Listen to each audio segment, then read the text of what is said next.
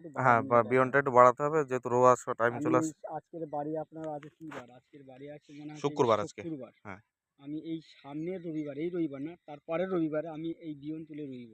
আচ্ছা, পরের রবিবারে মানে সামনে এই যে রোববার আসছে তার পরের রোববারে বিয়ন তুলে রুইবেন। রুইব। মানে অনেকের 25-26 দিন হয়ে গেছে তারা এখনো রুইতে পারেনি। না আমি রুইব, বলেছি যে আমার বিয়ন প এই হয়েছে, 4 কড়া হয়েছে, আর 2 ইঞ্চি বাড়বে আমি তুলে রুইব। আচ্ছা, আচ্ছা।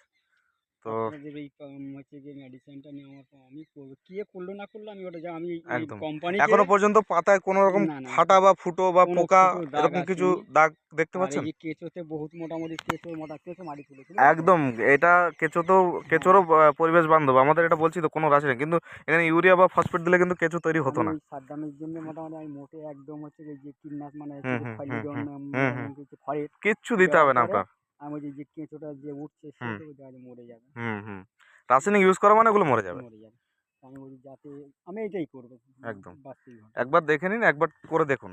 যাতে আমরা তারপরে অর্গানিকে সবাইকে ফিরিয়ে হ্যাঁ, আনতে পারি আমি সেই আস্তে, জন্যই আস্তে। বললাম সাদ্দাম ভাইকে কেমিক্যাল বাদ দিয়ে। এবছর আমি করছি।